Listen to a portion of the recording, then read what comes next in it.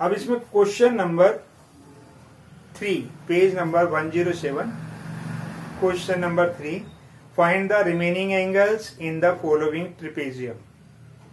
यहाँ पर ट्रिपेजियम दिए हुए हैं, उनके हमें जो एंगल्स हैं वो पूछे हैं कि हमें ये बताइए कि क्या क्या हो सकते हैं। तो सबसे पहले हम एक जो इसका डायग्राम है उसे ही ड्रॉ कर लेते हैं।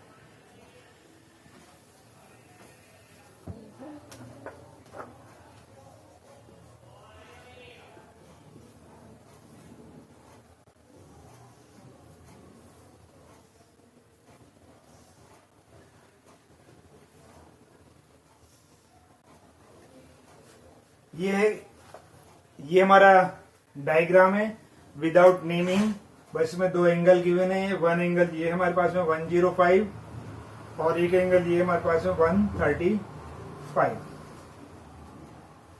तो ट्रिपेजियम में क्या होता है, हमारे पास में एक साइड जो होती है पैरेलल होती है। हम इसमें नेमिंग कर लेते हैं ए, बी, सी और डी। इसके बिना हम इसे नहीं समझ पाएंगे और इसे समझा भी नहीं पाएंगे। तो आप भी अगर कहीं पर नेमिंग नहीं हो रखी किसी भी डायग्राम में, तो सबसे पहले आपका काम है नेमिंग करने का। हमने यहाँ पर नेमिंग कर दी है अब इसकी। तो अब हमें मालूम है कि क्या क्या गिवन है। इसमें एंगल डी गिवन है 135 डिग्री और एंगल सी गिवन है हमारे पास में 105 डिग्री। जो बाकी के एंगल्स हैं वो हमें निकालने हैं। तो हमें मालूम होना चाहिए कि ट्रिपेजियम में दो साइड हमारे पास में पैरेलल होंगी और जो पैरेलल हैं वो हमें दिखाई दे रही हैं, ये हैं। जब ये पैरेलल हैं तो हमें ये बीसी जो लाइन दिखा रही है इसे हम कर सकते हैं एंड बीसी इज ट्रांसवर्जल। जब ये ट्रांसवर्जल है तो angle of same side of the transversal क्या होते हैं हमारे पास में, तो ये हो जाएंगे हमारे पास में angle B plus angle C equals to 180 degree. Angle same side of transversal are supplementary. Angle same side of transversal are supplementary, यानी कि दोनों के सम जो होगा हमारे पास में, तो इसे हम सम, ठीक है। तो जो sum of angle of same side of the transversal are 180 degree, तो इन दोनों का सम हो गया हमारे पास में 180 डिग्री। और सी हमें गिवन है तो एंगल बी हम यहां से फाइंड कर सकते हैं। एंगल सी 105, तो एंगल बी इक्वल्स टू कितना होगा हमारे पास में 180 डिग्री माइनस 105 डिग्री, यानी एंगल बी इक्वल्स टू कितना होगा 75 डिग्री। ठीक है। सेम अब इसको भी हमें ऐसे ऐसे ही निकाल सकते हैं। कितना निकला हमारे पास में 75 डिग्री। अब ऐसे ही सेम इसे निकालेंगे। अब इसमें भी यही लिखना है, हमें क्या लिखना है, इसे यहां समझाने का प्रयास करते हैं बिल्कुल सेम रखते हुए। A B parallel C D, A B parallel है सी डी के, and A D is transversal. वही लिख देंगे अब जो इसमें लिखा है, बस साइड चेंज होगी, बी से की जगह ए डी आएगी। ए डी इज ट्रांसवर्जल।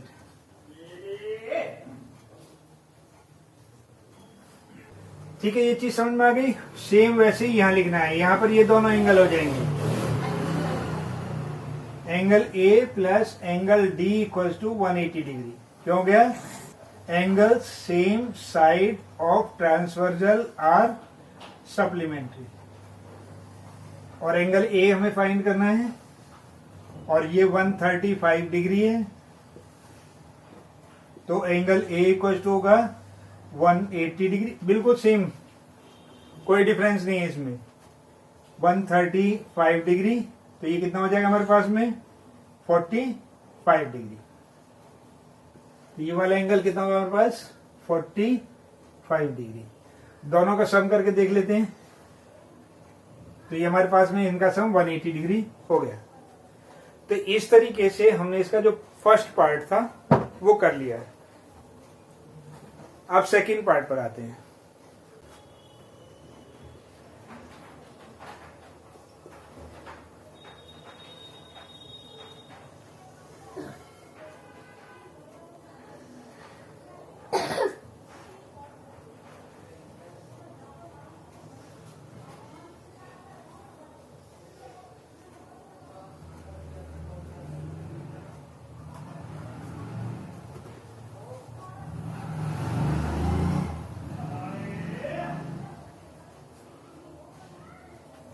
डायग्राम ये है विदाउट नेमिंग, इसमें कोई नेम नहीं है, इसमें कोई नेम नहीं है, इसलिए हम इस पे नेमिंग कर देते हैं।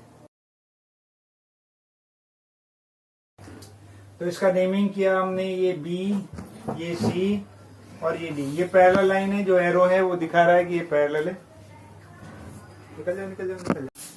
तो हमारे पास में एक रूल और या इसमें काम करता है, ये प्रॉपर्टी है हमारे पास में, इसे बोलते हैं आइसो। जब दो साइड इक्वल होती हैं कोई भी, एक पैरेलल और अन्य दो इक्वल, तो इसे कहते हैं आइसोसेलेस ट्रेपेजियम।